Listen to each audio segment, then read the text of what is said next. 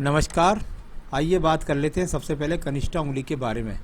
कनिष्ठा उंगली ज्ञान की उंगली के रूप में जानी जाती है और ज्ञान की उंगली को यहाँ मैं देखता हूँ तो अपने आप में सर्वश्रेष्ठ ज्ञान की उंगली आपके पास है। यानी कुल मिलाकर कह सकते हैं कि अच्छी बुद्धि यहाँ पर आपके पास, अच्छी भाषा शैली आपके पास, यानी कुल मिलाकर यदि आप व्यापार करें, नौकरी करें तो आपके पास में पूरी बुद्धि के गुण हैं। आप सही समय से सही डिसीजन लेकर के जीवन में फैसला कर सकते हैं। अब बात करता हूँ सूर्य की उंगली के बारे में। यश मान सम्मान जानने के लिए इस उंगली को जाना जाता है। यहाँ पर सूर्य की उंगली पर जब इस तरह से बॉल टाइप में हो जाए तो ये व्यक्ति के जीवन में तरक्की, ऊंचाई और जो भी मिलती है व्यक्ति को बुढ़ापे तक पहुंचते पहुंचते मिलती है। यानी यहाँ क्योंकि ये ऊंचाई के लिए, यश सम्मान के लिए जाना जाता है, इस पर जब बॉल जैसी उंगली हो जाए तो व्यक्ति के जीवन में उसको सम्मान पाने में बहुत सारा समय लग जाता है। इस प्रकार की रेखा है। यहाँ कुल मिलाकर जब बीच में गैप होता है तो व्यक्ति कुछ भी कारण हो, उस कारण की वजह से अपने जीवन में जो है अपने माता पिता की सेवा बुढ़ापे में उतनी नहीं कर पाता जैसी वो चाहता है। अब बात करता हूँ यहाँ पर मैं आपकी सीधा शनि की उंगली के बारे में। शनि की उंगली भी बॉल जैसी ऊपर से गोल और साथ ही साथ नीचे की तरफ भी एक कट का निशान, यानी कि अगर किसी को धन दे दें तो धन आपका लौट करके देरी से आता है। इस प्रकार को यहाँ पर चिन्ह, साथ ही साथ जो स्क्रैचेज हैं काफ़ी बने हुए हैं शनि की उंगली में, यानी कि धन के आगमन का तेज बहुत मंदा है, अच्छा ज़्यादा नहीं है। इसके बाद बात करता हूँ यहाँ पर मैं आपकी चौथी उंगली की, जिसको बोलते हैं आपकी यहाँ पर बृहस्पति की उंगली।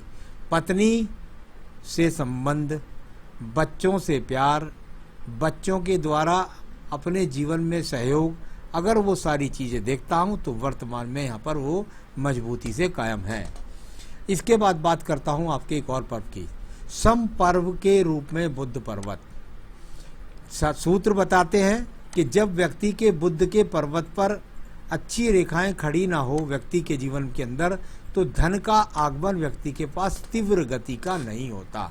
यानी कुल मिलाकर के जो धन का आगमन है निरंतर रूप से, संतान का सुख सहयोग भी है क्योंकि कोई अशुभ रेखा यहाँ पर नहीं है, लेकिन धन के आगमन में अगर कहें तो ये वो स्थिति है जो बताती है कि वो स्थिति आपके पास नहीं आप महसूस कर पाते हैं जो कहते कि भी मेरे पास बहुत अच्छा धन है, उस स्थिति के लिए थोड़ा सा प्रॉब्लम यहाँ पर दिखला रही है। चलिए अब मैं बात करता हूँ आपकी यहाँ पर सीधा रेखा के बारे में, जिसको बोलते हैं सूर्य रेखा। सूर्य रेखा सीढ़ी थोड़ी सी जाकर के थोड़ा सा घुमावदार हो जाए, यानी कुल मिलाकर व्यक्ति के जीवन के अंदर यदि अपनी युवावस्था में वो थोड़ा सा प्रयास करे तो राज्य सरकार की नौकरी उसको प्राप्त हो सकती है। तो कुल मिलाकर यदि आपने उस समय ऐसा किया होगा तो वो अपॉर्चुनिटी आपके पास थी। कभी कभी व्यक्ति क्या करते हैं कि कुल मिलाकर के प्रयास ही नहीं करते तो वो जीवन में तरक्की मिले कहाँ से। चलिए अब देखिएगा यहाँ पर एक छोटा सा यव चिन्ह बनने के बाद में आपकी यहाँ पर ये वो रेखा, ये ट्रायंगल नहीं है, छोटा सा यव है यहाँ पर गोल।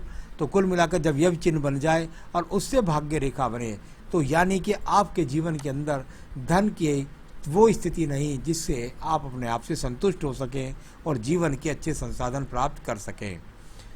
कुल मिलाकर भाग्य रेखा है, लेकिन उसमें वो अड़चने हैं जो मैंने आपको बताई। बृहस्पति का पर्व को देखिएगा, यहाँ पर बृहस्पति का पर्व पर कोई मजबूत रेखा नहीं, यानी सम पर्वत यहाँ पर भी कोई खड़ी रेखा नहीं, कोई ट्रायंगल नहीं, कोई एक्स का चिन्ह नहीं, किसी भी प्रकार से कोई ऐसा अच्छा शुभ नहीं मिल रहा जिससे मैं कह सकूँ कि संतान बहुत तरक्की कर रही है या वर्तमान में पत्नी से बहुत सहयोग मिल रहा है कमाने का, कोई अच्छा लग्जरियस जीवन बीत रहा है। तो कुल मिलाकर कहीं ना कहीं थोड़ा सा अपने आप में सब चीज़ होने के बाद भी आप महसूस करते हैं कि कुछ कमी जीवन में रह रही है। अब देखिएगा आपकी हृदय रेखा, बहुत मोटी हृदय रेखा और साथ ही साथ नीचे बहुत हल्की हल्की रेखाएं भी गिर रही हैं, यानी कि वर्तमान में आपको स्वास्थ्य का बहुत ज़्यादा ध्यान रखना होगा। अपने स्वास्थ्य का आप विशेष रूप से ध्यान रखिएगा।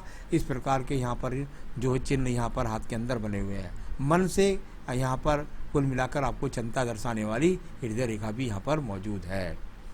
इसके बाद बात करता हूँ मैं आपकी एक और रेखा के बारे में, जिसको बोलते हैं हमारे यहाँ पर, पहले पर्वत को ले लेता हूँ, मंगल का प्रथम पर्व। मंगल के प्रथम पर्व पर यहाँ पर एक क्रॉस का चिन्ह बड़ा, कुल मिलाकर के यहाँ क्रॉस का चिन्ह जब इस तरह का बन जाए तो व्यक्ति का मकान बनने में उसको अपने जीवन में बहुत प्रॉब्लम का सामना करना पड़ता है। साथ ही साथ कर्म रेखाओं की बात करता हूँ तो कर्म रेखाएं तो आज भी आपका साथ दे रही हैं। आप कर्म करने के लिए आप अपने जीवन में यथावत चल रहे हैं। तो कुल मिलाकर ऐसी स्थितियों को दिखलाने वाली ये मंगल प्रथम वर्ग की रेखाएं। बुद्धि रेखा को देखिएगा, बुद्धि रेखा बहुत बैलेंस होकर के आपकी चलने वाली, यानी वही बात फिर जो दोबारा बुद्धि रेखा की आई थी। अच्छी योजनाएं भी होती हैं, अच्छी बुद्धि रेखा भी है आपके जीवन में। उस बुद्धि रेखा का रोल वो है जो एक समझदार व्यक्ति को चाहिए और वो आपके पास है, यानी कुल मिलाकर अच्छी पावर है आपके पास बुद्धि की। और इसमें से एक रेखा उठकर के बुद्ध पर्वत को देखती है, यानी योजनाएं हैं आपके पास धन कमाने की। अब बात करता हूँ इसके बाद द्वितीय मंगल पर्वत की, जिसको जाना जाता है झगड़ों के लिए, झंझटों के लिए, मुकदमों के लिए। यहाँ झगड़े, झंझट, मुकदमे कोई भी इस पर्वत पर नजर नहीं आ रहे हैं। नीचे का चंद्र पर्वत देखिएगा, चंद्र पर्वत जाना जाता है मानसिक चिंताओं के लिए, साथ ही साथ जाना जाता है डिप्रेशन के लिए, साथ ही साथ जाना जाता है बहुत ज़्यादा यात्राओं के लिए, विदेश यात्राओं के लिए। यहाँ पर ऐसा कुछ भी नहीं है। अगर इनका प्रारूप कहें तो इतना ही कह सकते हैं कि छोटी मोटी भागदौड़ बस इतना भर, या छोटी मोटी चिंताएं पर इतना भर, यानी कुल मिलाकर यहाँ पर डिप्रेशन का कोई योग नहीं और साथ ही साथ यहाँ पर किसी भी प्रकार में बहुत बड़ी मन की चिंता भी नहीं। अब बात करते हैं इसके बाद में व्यापारिक रेखा। पूरे हाथ के अंदर कोई भी मजबूती के साथ नहीं मिली, यानी यदि व्यक्ति व्यापार करे तो उसका व्यापार बहुत मजबूती के साथ नहीं चलेगा, उसको पूरी संपन्नता नहीं दे पाएगा। भाग्य रेखा का रोल यहाँ पर आपके जीवन में अच्छा खासा है, यानी कुल मिलाकर कैसी भी स्थिति है यहाँ पर भाग्य रेखा आपका रोल लगातार चलाती रहती है। कुछ राहु रेखाएं जीवन के बीच बीच के पड़ाव काटती है, वो आपके जीवन के अंदर आपको खर्च जैसी स्थितियों को कराती है। तो ये थोड़ा खर्च, थोड़ा सा परिवर्तन, थोड़ा सा आमदनी में कमी, इस तरह की रेखाओं के रूप में ये राहु रेखा भी यहाँ पर मौजूद है। अब इसके बाद बात कर लीजिए आपके एक बहुत बड़े एक्स की। ये बड़ा वाला एक्स पत्नी के स्वास्थ्य के खराब, साथ ही साथ पत्नी से संबंधों में कमी, तो ये इस चीज़ को दर्शाने वाला है।